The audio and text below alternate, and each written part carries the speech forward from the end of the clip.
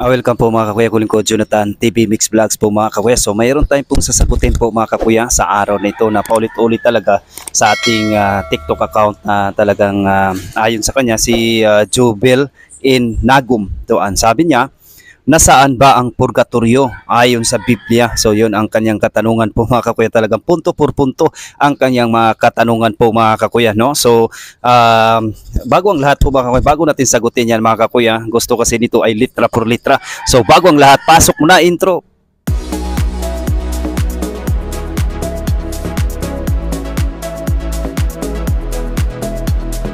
Po mga kuya, nagbabalik ako yung lingkod Jonathan TV Mix Vlog. So sa ating sasagutin mga kuya, punto por punto sa araw na ito, no, ayon kay Jubel in Nagum, nasaan ba ang purgatorio ayon sa Biblia? So talaga ang purgatorio ay nasa Biblia po mga kuya. So kailangan lang natin dito ng unawa. So ating sagutin po mga kuya ayon sa 2 Corinto 3 verse 16, no? So ay para sa lahat ditong naghahanap ng litra por litra. Delikado po talaga mga kuya, no? Ano ang mababasa natin? Nasa amin naman ay nagpapaging sapat na mga ministro ng bagong tipan, hindi ng titik kundi ng espiritu, sapagkat ang titik ay pumapatay, didapwat ang espiritu ay nagbibigay buhay. So therefore po mga kakuya, kahit ang titik or litra por litra ay delikado talaga po mga kakuya, para yan sa mga naghahanap ng litra por litra po talaga mga kakuya. Ang Biblia ay hindi po yan kung di mabasa ay hindi mo na po paniwalaan, kaya tama lang ang turo ng ating inang simbahan. May magisterium, may tradisyon at may Biblia, no mga kakuya. So yan po ang katuruan po natin mga kakuya, no? So talagang ayon dito sa 2 Corinto 3 verse 16, nasa amin naman ay nagpapaging sapat ang mga ministro ng bagong tipan, hindi ng titik kundi ng espiritu, sapagkat ang titik ay pumapatay, didapwat ang espiritu ay nagbibigay ng buhay. So therefore po mga kakuya, talagang Holy Spirit at Banal Espiritu talaga ang maggagabay po sa atin po mga kakuya. So papatulan na lang, ano bang ibig sabihin ng purgatorio po mga kakuya, no? So ayan ang ating pag-usapan po mga kakuya sa araw na ito, na talagang uhaw na uhaw talaga ang ating mga kaibayo sa pananampalataya po mga kakuya, no? So ayon dito po mga kakuya sa 2 Maccabees 12 verse 44 hanggang 46, ito po ang ating mababasa. Sa aklat na ito ay nilarawan ang pag-aalay ni Judas Maccabeo ng mga sakripisyo para sa mga yumaong mandirigma upang mapatawad ang kanilang mga kasalanan.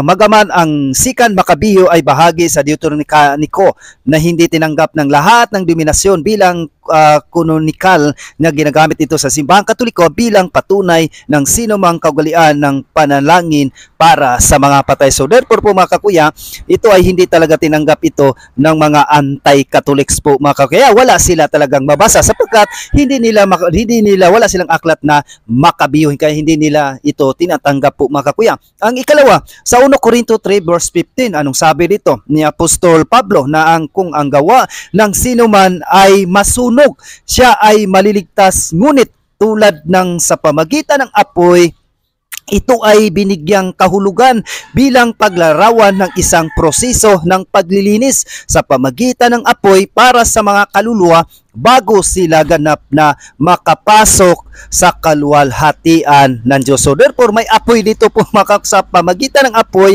no? Hindi ito apoy ng impyerno, kasi ang apoy ng impyerno po mga kakuya ay wala na po talaga yung pag-asa. Puro dito idadaan daw sa proseso, idadaan sa apoy para daw makapasok sa langit, no? So therefore tama talaga, no, may purgatory talaga mga kakuya na ilalaan sa mga venial sin na may maliit na kasalanan, at linisin ito at para makapasok sila sa kaharian ng Diyos. Kung ikaw ay may mortal sin naman, may papuntahan ka rin, iyon ay ang impyerno. Yan ay wala ng chance na magsisi o wala ng chance na makapasok sa langit po mga kakuya. Ang ikatlo, sa Matthew 12 verse 32, binanggit ni Jesus na ang kasalanang laban sa Espiritu Santo ay hindi mapapatawad.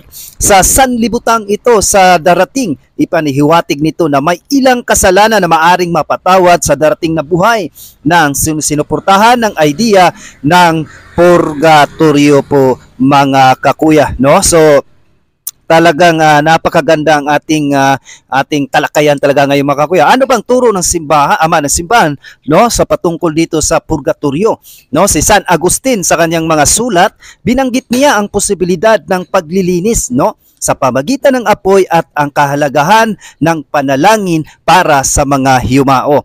Dagdagan pa natin si San Gregorio ng ating mga church father. Anong sabi niya?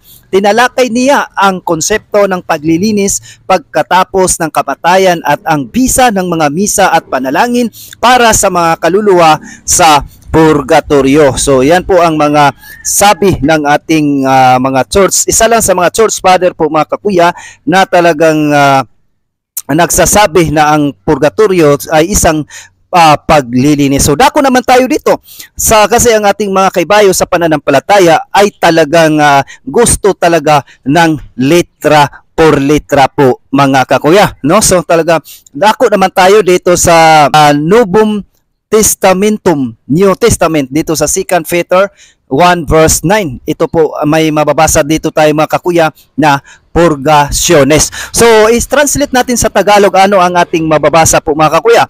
No? So, sa Tagalog, sa English, ito po ang ating mababasa sa Holy Bible sa 2 Peter 1 verse 9.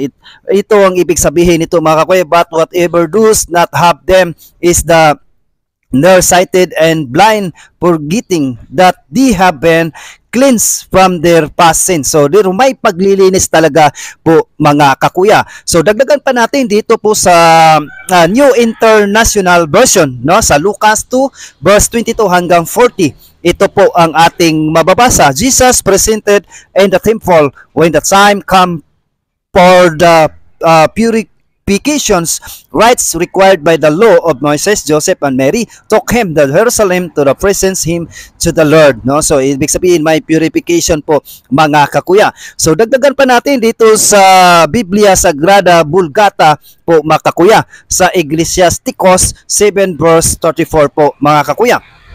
No, ito ang ating mababasa din. Mayroon tayong mababasa dito na purgaciones. So tandaan po natin ang purgatorio po mga kakuya, kasi yan ay sa Latin, Spanish words po yan mga kakuya, na purgatorio, no? So yan po ang ating nababasa po mga kakuya, na talaga natandaan natin ang purgatorio, yan po ay paglilinis sa mga may makasalanang hindi pa nalilinis po mga kakuya dito pa sa mundong ibabaw. Kaya nga pagdating ng sa purgatorio, kung may venial sin ka pa, maliit na kasalanan, talagang idadaan ka ron at linisin ka na sa pamagitan ng apoy na yun. Yung apoy na yun ay naglilinis para sa ating mga kasalanan na titira at para tayo ay makapasok sa kaharian ng Diyos po mga kakuya. So welcome po mga kakuya, no? So ating sagutin ating ito yung dugtong natin mga kakuya, no? So delikado talaga kapag naghanap po tayo ng litra por litra po mga kakuya. So ulitin ko po mga kakuya, dito sa 2 Corinto 3 verse 6, ito ating babasa, na sa amin naman ay nagpapaging sapat na ang mga ministro ng bagong tipan, hindi ng titik kundi ang espiritu, sapagkat ang titik ay pumapatay, di dapat ang espiritu ay nagbibigay buhay. So therefore po mga kakuya, ang Holy Spirit talaga mag-guide po sa atin, hindi po yung litra por litra po mga kakuya. Kaya delikado talaga yung mga ganyan, lalo na po sa mga anti-Catholics po mga kakuya, bumabanat ng litra por litra. So hindi natin po yan, hindi po natin yan doktrina po mga kakuya, no? So bakit nga hindi natin doktrina? Ayon po dito sa 1 Timothy 3 verse 15 po mga kakuya, ito ang ating mababasa. Ngunit kung ako'y magluluwat ng mahabang panahon, ay upang maalaman mo kung paano ang dapat sa mga tao na ugaliin nila sa bahay ng Diyos, na siyang iglesia ng Diyos na buhay at haligi at suhay ng katotohanan. So therefore po mga binabasihan ng Catholic Church na ang iglesia talaga siyang ang high authority ng lahat ng itinuro ng ating Panginoong Hesukristo. So dako tayo sa pinaka-request talaga po mga kakuya ng ating mga kaibayo sa panata. Sana mababasa litra por litra ang purgatorio. So tandaan natin mga kakuya, ang purgatorio na words ay hindi yan Tagalog or hindi yan English o hindi Bisaya, kundi ang purgatorio is Spanish words po yan mga kakuya. Hindi mo talaga yan matatagpuan kung litra por litra ang hanamin mo sa English translation o sa English version o sa Tagalog o Bisaya version o Tagalog man, no? So mahanap natin mga kakuya, litra por litra sa Spanish Bible po mga kakuya. Ayon dito sa ating mabasa sa 1 Pedro 3 verse 19, La Sagrada Biblia, Spanish po ito mga kakuya, no? So ito po ang ating mababasa. A los tales predico mucho tiempo el Espíritu de Cristo por boca de no que duro la fabricación del arca el Padre se intende for espíritus las almas, why for cárcel il purgatorio. So therefore po mga kakuya, nabasa litra po mga kakuya. Ulitin ko, hindi natin aral ang litra por litra sapagkat ang litra por litra ay pumapatay talaga po mga kakuya. So tandaan natin, ang inang simbahan siya ang haligi at suhay ng katotohanan. Doon tayo makinig kung ano ang kanyang turo kung mga kakuya dapat natin sundin. So muli, maraming salamat sa inyo mga kakuya. God bless sa ating pagsama sa araw na ito sa ating video. Maraming salamat at nawa pagpalain tayo na makapangyarihan Diyos sa ngalan ng Ama, ng Anak at ng Espiritu Santo. Amen. God bless at ingat kayo palagi.